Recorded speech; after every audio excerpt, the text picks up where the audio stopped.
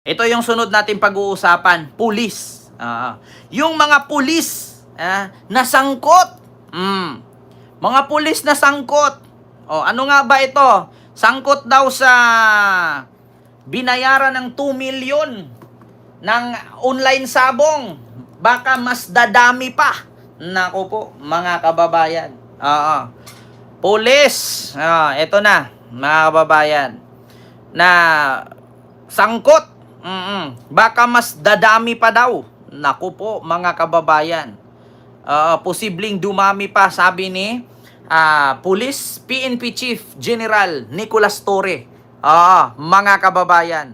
Yon po ay ang ating anuhin, mga kababayan.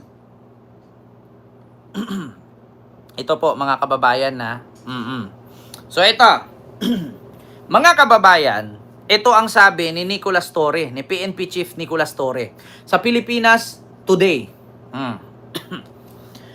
Inihayag ni Philippine National Police PNP Chief General Nicolas Torre III sa press briefing ngayong Lunes, Hulyo 7, na posible pang dumami ang bilang ng mga pulis na sangkot sa missing Sabongeros case. Bukod sa 15 pulis na nasa kasulukuyang nasa restrictive custody, pero ito hindi natin tinatapos sa 15 na ito. Sabi ni General Torre. Pag lumawak ang investigasyon, baka mas marami pa. Yan nga ang sinasabi namin. Wala kaming sasantuhin dito. Nako, sabi ni General Torre yan. Bukod daw sa 15 pulis na nasa restrictive custody ngayon, nasangkot dyan sa missing Sabongero at tumanggap ng 2 million a month at 200,000 a month na isang colonel at isang lieutenant colonel. We will leave no stones unturned. Kahit na dumami ng dumami, ang importante dito, una, mabigyan ng hustisya ang mga biktima at pangalawa, maklins na rin ang organisasyon ng PNP sa mga ganong klaseng personnel. Actually, ito mga kababayan, kalat kasi to ni Duterte. Kalat to ni Duterte, mga kababayan. Bakit?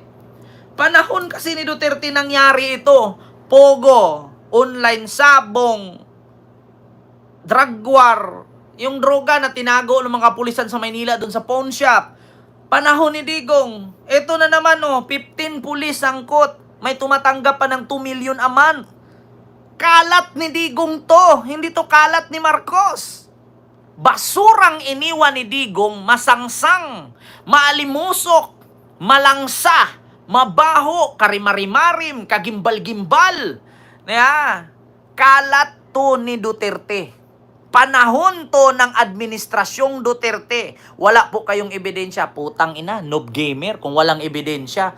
Panahon ni Duterte itong nawawala yung mga missing sa Bungero. Tapos sasabihin mo ngayon, walang ebidensya? Tang ina. Gusto mo ebidensya? Gusto mong ebidensya? Na walang kinalaman? Pag ipakinig ko sa'yo to, anong masasabi mo?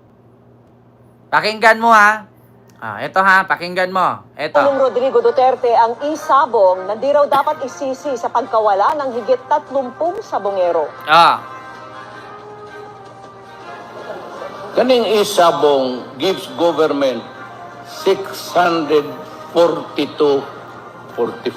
million ang buwan. In 1 year, it gives the government billions. It's not the fault of the management o kanang nagsabog kanon. It's not the fault of the management. Nawawala ang sabongero kasi nagbayad naman daw ang isabong ng 600 million. Kita mo, protector din. Dinipinsahan pa si Michael Yang, ay si Atong Ang. Ngayon sasabihin mo, walang ebidensya, tangina mo. Maglaro ka na lang dyan.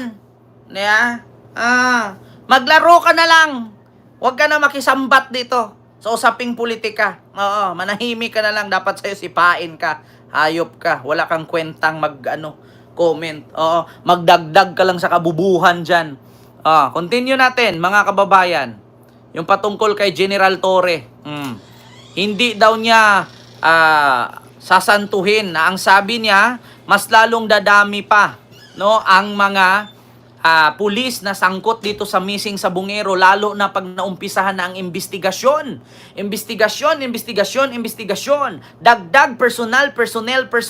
Ganon yon. At sunod, sabi ni General Torre, sa retrieval operation sa missing sa Bungeros, challenge but we will try. Sabi niya sa retrieval operation daw, ma-challenge daw ito, matrabaho. Pero kakayanin at susubukan at gagawin. Kung si Kibuloy nga, nagkubkob ng lupa, nahuli. Ito pa kaya? Kung hindi sila magtago sa kalupaan, kung hindi sila gumawa ng bomb shelter, hindi sila mahuhuli ng PNP. Gayahin nila si Kibuloy. Yeah? Yan ang totoo, mga kababayan. Hanggat itong mga sangkot sa missing sa Bungero ay hindi ito magkubkob ng lupa at magtago sa ilalim ng lupa, mahuhuli to ng otoridad. Niwala kay sa akin. Ito pa. Sunod, sabi ni General Torre, tiniyak ng Philippine National Police ni General Torre na hindi namin sila bibigyan ng puwang na paglaruan ang hustisya. Ayan po, mga kababayan, 3 po yan. Ito po yung una. Hindi ko lang malakihan eh. Ayan. So ito yung pangalawa na ang sabi ni General Torre, mahirap man ang operasyon ng PNP dyan sa missing sa Bungero ay kakayanin. Challenging but we'll try. We'll try. We'll see how far we can go sa ating mga efforts. Kapag hindi kaya, edi aminin natin na hindi kaya. Then we'll try another way. Saad ni General Torre. Ito namang isa, sabi niya, kapag lumawak ang investigasyon, baka mas marami pang masangkot na pulis sa missing sa Bungero case. At yan ang sinasabi namin, wala kaming sasantuhin dito. We will leave no stones unturned, saad ni PNP Chief General Nicolas Torre III. At sabi niya, hindi namin sila bibigyan ng puwang na paglaruan ang hustisya. Sabi ko sa inyo, si General Torre kumukubkob ng lupa yan. Kakaiba to. Once, una si Ramos. Pero taktika ng sundalo yon si Ramos. Pumapangalawa si Trillanes. Pumapangatlo. Actually, pumapangalawa si Torre kay Lacson, Ping Lacson. Pero mas matindi itong si General Torre kaysa kay Ping Lacson, sa totoo lang, mga kababayan. Si Ping Lacson talaga, sa totoo lang, iba din yung estratehiya ni Ping Lacson, pero mas matindi itong si General Torre. Kaya yun, mga kababayan, yung ating live ngayon. So, actually, mga kababayan, narinig nyo naman, napanood nyo naman na ang sabi ni General Torre, wala silang sasantuhin, no? Wala silang dapat pagbigyan at hindi nila hahayaan. Hindi nila hahayaan na paglaruan nitong mga sindikato sa missing sa Bungero na sangkot ang batas. Kukubkob ng lupa itong si General Torre. So, yun po yun, mga kababayan. Klarong